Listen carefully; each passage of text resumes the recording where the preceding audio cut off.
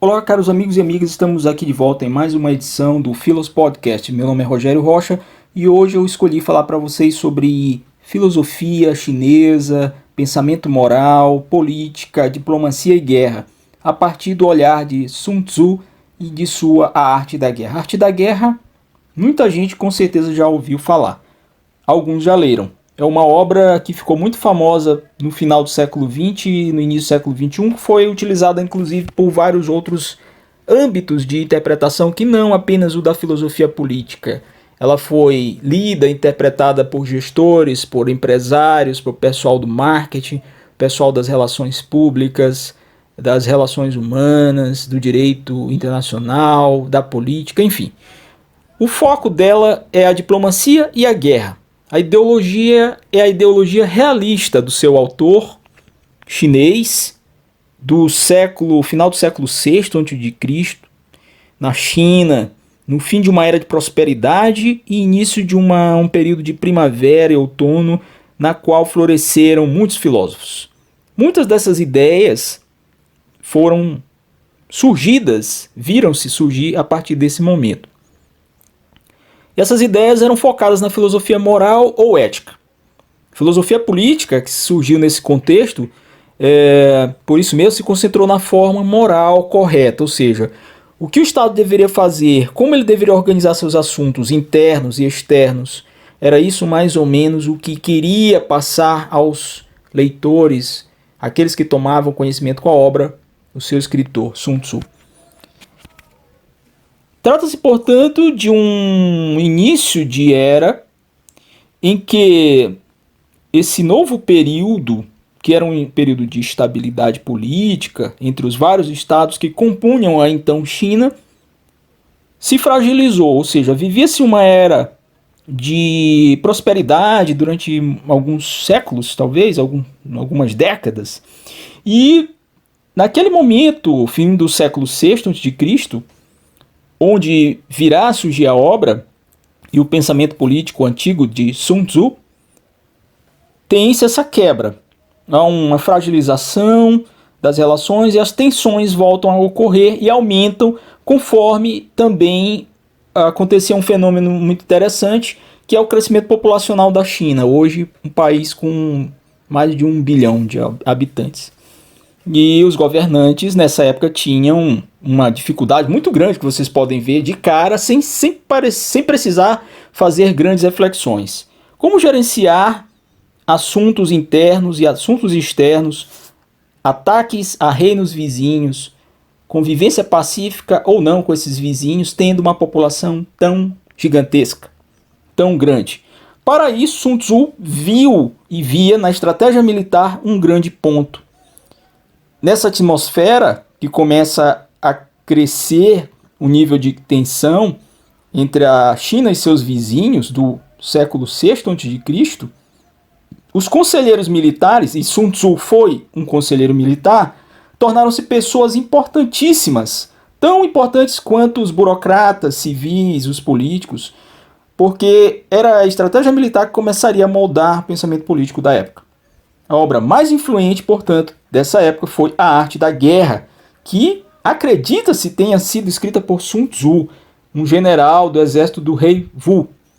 A passagem inicial, a passagem de abertura da obra que aqui nós tratamos, traz a seguinte colocação. A arte da guerra é de vital importância para o Estado. É uma questão de vida ou morte, um caminho ou para a segurança ou para a ruína. Assim, ela é um assunto de pesquisa que não deve de maneira alguma ser negligenciado. Fecha aspas. Então essa passagem inicial do A Arte da Guerra, de Sun Tzu, ela é um assunto de pesquisa que não deve ser negligenciado, diz ele, a arte da guerra. Isso marcou a ruptura na filosofia política da época, porque a obra de Sun Tzu talvez tenha sido a primeira declaração clara, óbvia, aberta, explícita de que a guerra e a inteligência militar são elementos cruciais, fundamentais para os negócios do Estado. O Estado não vive sem algum período em que haja uma guerra. E mais, para participar de guerras, para envolver-se em guerras, ele tem que ter estratégia, ele tem que ter uma inteligência. A arte da guerra trata dos aspectos práticos, portanto, da proteção e manutenção da prosperidade de um Estado. Um Estado íntegro, um Estado próspero é aquele que prepara-se para a guerra, é aquele que sabe proteger-se dos seus inimigos externos, sobretudo, e muitas vezes até dos internos, né? Porque há levantes que começam dentro dos próprios territórios das nações, dos países, dos estados.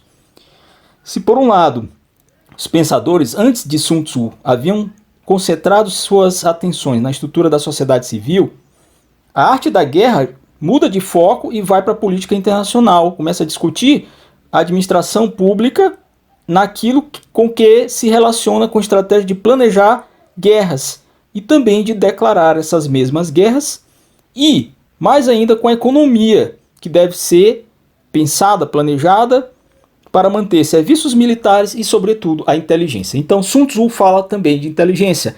Fazer guerra é melhor quando você tem uma central de inteligência, um serviço de inteligência que vai captar dados que você vai utilizar contra os seus inimigos. Por isso a importância dos serviços de inteligência. A descrição detalhada de Sun Tzu sobre a arte da guerra tem sido vista como a base de um arcabouço para a organização política em geral, desde então. E ele traz alguns dos princípios de guerra que devem ser considerados quando um Estado resolve organizar uma campanha militar contra seus inimigos. Ele trata, portanto, de questões práticas, tais como o clima, o campo de batalha, fala da influência moral do governante sobre as tropas, sobre a população, a habilidade que ele deve ter, as qualidades dos comandantes, dos generais, a organização, disciplina dos homens, enfim, implícita a esses princípios da guerra apresentados na obra A Arte da Guerra de Sun Tzu, está também uma estrutura hierárquica encabeçada por um soberano que deve ser aconselhado e ter ordens e passar ordens aos seus generais, os quais serão aqueles a quem caberá liderar e organizar suas tropas. Então, os 5 fundamentos da guerra para Sun Tzu, primeiro é o Tao, ou o caminho, que permite aos soldados estarem em sintonia com seus governados. Os generais, em segundo lugar, devem estar atentos ao céu, qual corresponde ao Yin e Yang e ao ciclo das estações. Um estrategista deve levar em conta a terra, alta ou baixa, perto ou longe, aberta ou confinada, e aí nós estamos a falar do palco da guerra. Quarto fundamento da guerra em Sun Tzu é o comando, que deve se manifestar com sabedoria, com integridade, com compaixão e com coragem. E ele parte do líder máximo. E a organização, por fim, o quinto fundamento da guerra para Sun Tzu, a organização e a linha de comando adequada levam à disciplina. Saber quando lutar é importante. Isso também traz a obra de Sun Tzu. Se por um lado essa descrição de uma hierarquia militar espelha, de certa forma, a estrutura da sociedade chinesa, e nós devemos falar que até hoje também há um resquício dessa estrutura, dessas hierarquias militares, que não acabou, a arte da guerra é uma obra inovadora em suas recomendações para uma política internacional. Ou seja, é uma obra que volta-se para relações internacionais, para a diplomacia internacional e para a política internacional. Muitos generais, antes e depois de Sun Tzu, daquela época, acreditavam que o propósito do exército era apenas proteger o Estado, garantir o seu bem-estar, e que a guerra sempre deveria ser a última instância, ou seja, só em último plano você faz guerra contra alguém. Um bom general deveria saber quando lutar e quando não lutar. E lembrando que o inimigo iria resistir, e que com frequência poderia essa quebra da resistência acabar sem conflito armado. Já com Sun Tzu, para evitar a necessidade da guerra, ele defendia a manutenção de uma forte defesa e a formação de alianças com estados vizinhos, já que uma guerra cara é ruim para ambos os lados. Em geral, fazia sentido chegar a um acordo pacífico.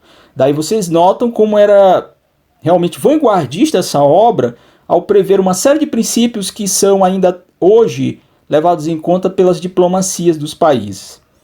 As campanhas longas deveriam ser evitadas, deveria se ter cuidado com o cerco à cidade, pelos inimigos. A função da inteligência militar para Sun Tzu é importantíssima, a chave de tudo para essas relações internacionais estáveis é a inteligência militar e a inteligência que caberia a esses militares, com espiões que possam garantir que informações vitais sobre as potências inimigas, as suas intenções e as suas capacidades bélicas, capacidade de ação, fossem conhecidas pelo país, permitindo que o país, os generais, pudessem aconselhar o governante sobre uma possibilidade ou não de vitória num provável conflito que viesse a ocorrer. E, além do mais, sem contar esses detalhes, a obra traz uma série de conselhos práticos. A filosofia moral contida no pensamento político antigo chinês, expressa na arte da guerra, traz uma série de conselhos que dão um alicerce para que esses valores morais sejam levados pelo Estado quando das suas ações.